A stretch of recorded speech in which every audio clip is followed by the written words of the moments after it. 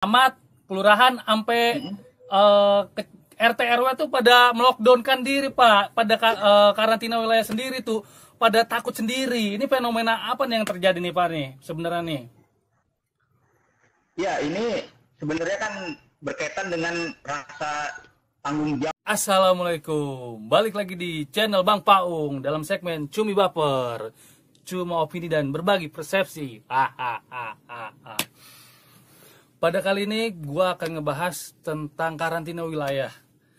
Udah pada tahu kan, di media-media itu udah banyak yang berusaha untuk men-lockdownkan diri dari mulai tingkat kecamatan, kelurahan sampai desa itu udah bikin portal sendiri-sendiri dengan tulisan lockdown. Ada yang bilang lockdown, jangan dikunci. Tapi ini adalah fenomena sosial yang terjadi di masyarakat, makanya ini gue mau bahas dari segi sosiologisnya. Kebetulan gue punya teman itu dosen sosiologi dari UNJ dan dia sekarang lagi ngambil S3 di UI, dan dia juga seorang pengamat sosial yang sering diwawancari oleh TV nasional loh. Dia udah sering. Sebentar, saya telepon dulu. Tunggu. Mana ini? Gimana kabar? Masih stay at home? Nah, gue mau nanya nih, Pak dosen. Ya, ya. Ini nih, sekarang ini nih banyak wilayah dari mulai kota, desa, camat, kelurahan, sampai ke RT RW tuh pada melockdownkan diri Pak, pada karantina wilayah sendiri tuh, pada takut sendiri. Ini fenomena apa nih yang terjadi nih Pak nih sebenarnya nih? Ya, ini sebenarnya kan berkaitan dengan rasa tanggung jawab ya sebagai pemimpin daerah dan juga sebagai orang yang diamanahkan oleh masyarakat untuk bisa melindungi, menjaga, dan juga bisa mengayomi masyarakat. Jadi apa yang dilakukan oleh pemerintah daerah untuk melakukan karantina wilayah ini kan sebenarnya bagian dari rasa tanggung jawab pemerintah daerah kepada masyarakatnya. Walaupun ya dari pemerintah pusat belum menginstruksikan untuk melakukan karantina wilayah atau lockdown ya, tetapi memang inisiatif dari pemerintah daerah ini perlu kita apresiasi karena memang mereka itu punya semacam moral etik sebagai pemerintah daerah yang memiliki tanggung jawab kepada masyarakatnya. Jadi tujuan mereka ini sebenarnya baik, yaitu bagaimana agar penyebaran dari pandemi COVID-19 ini tidak sampai meluas di lingkungan masyarakat mereka atau di daerah mereka. Jadi ini sebenarnya bagian dari upaya dari tindakan preventif dari pemerintah daerah untuk dapat bisa melindungi masyarakatnya dari pandemi COVID-19 ini. Nah, berarti secara nggak langsung Bapak setuju juga dong Pak dengan karantina wilayah Pak?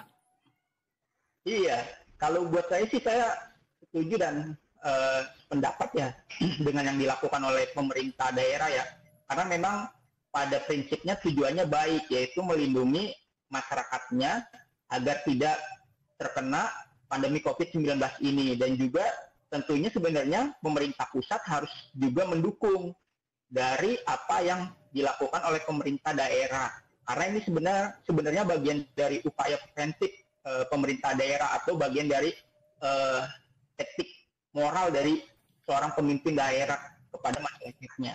Nah, tapi yang tadi saya baca Pak, pemerintah itu malah justru ya balik kali ke anjuran mengetatkan social distancing yang lebih skala besar gitu Pak.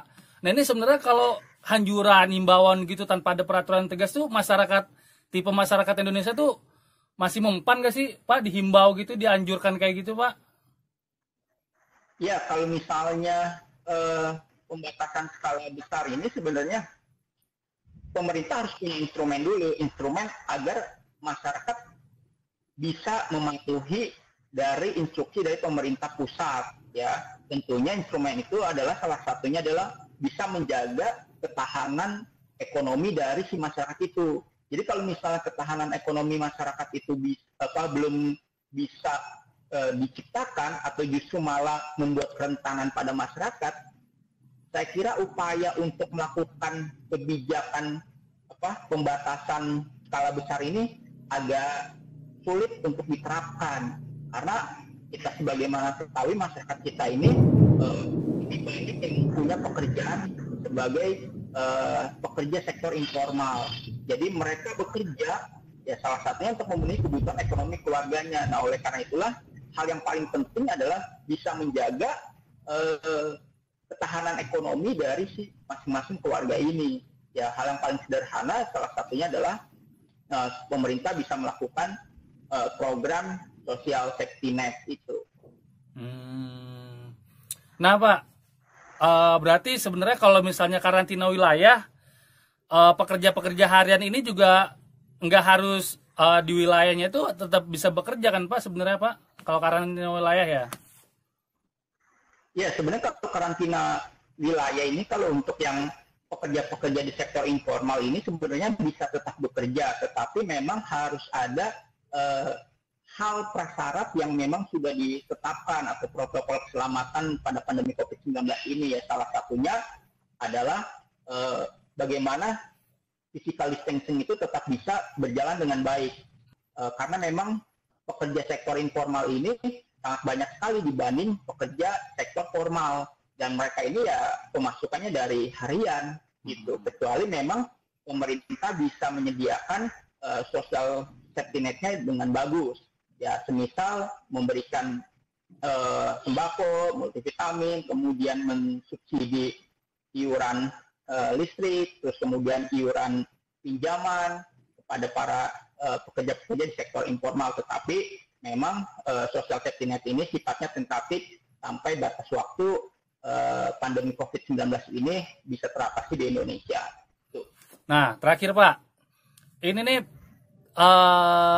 sampai saat ini nih pemerintah nih belum ada bisa dibilang aturan yang tegas gitu, peraturan Kepres yang tegas, maksudnya karantina wilayah atau darurat sipil atau lockdown. Nah, itu kan berarti kan kalau misalnya udah diambil 3, itu kan udah ada peraturan tegas. Nah, ini nggak ada peraturan yang tegas gitu, Pak. Hanya himbauan, hanya anjuran, segala macam. Nah, sedangkan tipe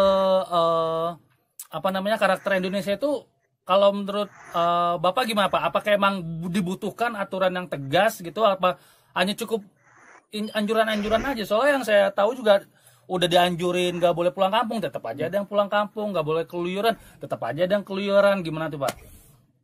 Haruskah ada aturan yang tegas gitu, Pak? Kalau untuk landasan hukum atau aturan legal formalnya sebenarnya sudah ada ya, baik yang karantina wilayah atau lockdown, terus kemudian anjuran tentang larangan mudik, itu sebenarnya sudah ada peraturan undang-undangnya. Bisa kita lihatlah di berbagai macam media massa, kita bisa Google itu, kalau misalnya peraturannya sebenarnya sudah ada. Nah, memang yang jadi persoalan adalah landasan hukum ini sudah tersedia, tinggal eksekusi komitmen dari pusat ke daerah. Tuh.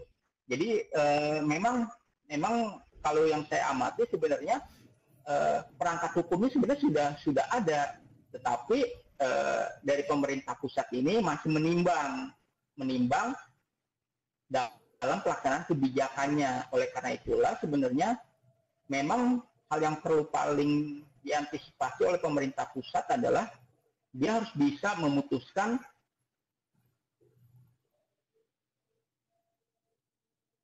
juga harus bisa melihat juga nanti permasalahan yang muncul ketika kebijakan ini diterapkan. Ya, salah satunya misalnya kalau kebijakan karantina wilayah atau lockdown mau diterapkan, ya instrumen tentang menciptakan ketahanan sosial dari keluarga dan masyarakat itu pun harus disiapkan. Jangan sampai misal kebijakan itu diterapkan, tetapi instrumen untuk strategi antisipasi dari masalah yang akan muncul dari kebijakan itu nggak disiapkan.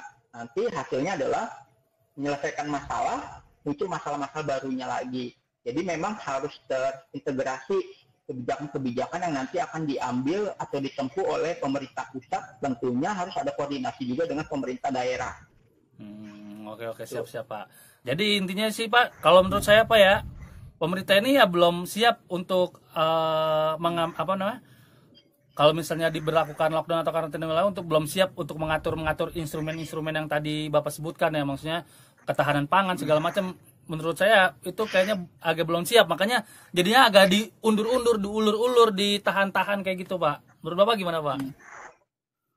Iya, sebenarnya memang ada faktor lain yang kemudian pemerintah pusat belum bisa memutuskan dengan tegas tentang karantina wilayah, kemudian tentang lockdown bahkan, karena memang ada pertimbangan-pertimbangan yang menyangkut permasalahan ekonomi yang lebih luas. Karena memang bagaimana kita ketahui, konteks di Indonesia tentu bisa berbeda dengan konteks di negara-negara lain. Tetapi saya kira kalau misalnya kita belajar dari kasus-kasus yang terjadi di negara-negara lain, seperti misalnya Amerika maupun Inggris, salah satu negara yang bisa kita ketahui ini negara adipawar yang fasilitas teknologinya, fasilitas finansialnya juga mumpuni. Ini aja mereka mengalami kewalahan dalam menghadapi pandemi COVID-19 ini. Saya kira harus ada langkah berani yang harus dilakukan oleh pemerintah pusat untuk bisa mengantisipasi menyebar luasnya COVID-19 ini. Jangan sampai nanti kita udah banyak kasus, kemudian kita jadi tambah kewalahan. Jangan sampai seperti Amerika saja sampai kewalahan saat ini karena terlalu menganggap remeh pandemi COVID-19 ini.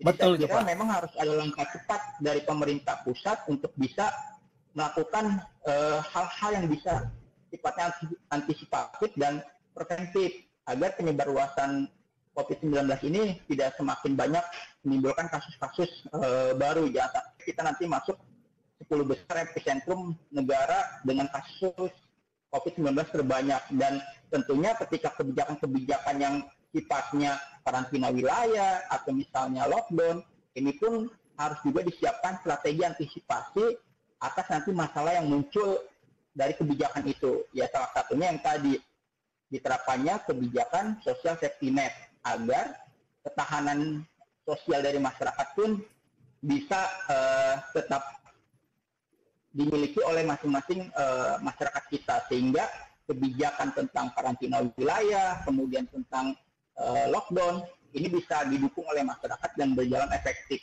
Tanpa ada ketahanan sosial masyarakat, saya kira kebijakan yang akan diterapkan oleh pemerintah pusat tidak akan berjalan dengan maksimal. Oke, siap. Terima kasih Bapak. Ya. Ya. Dan bosan-bosan apa ya? Saya tanya Ya. nanti di channel saya Pak. Siap. Ya, makasih Oke. Pak Saifuddin. Mudah-mudahan sehat selalu. Ya. Dadah. Ya, sama-sama. Assalamualaikum. Waalaikumsalam.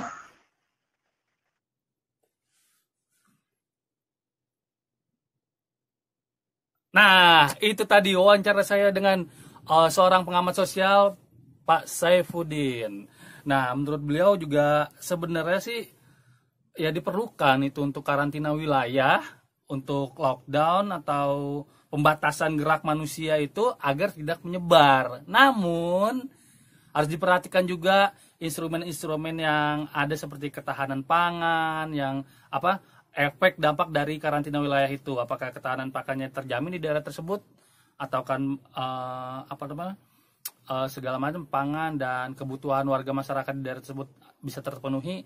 Nah, kayaknya hal ini yang masih ditimbang-timbang oleh pemerintah nih. Padahal sebenarnya daerah-daerah lain mungkin dari RT aja, desa aja udah bikin portal lockdown sendiri, ya enggak?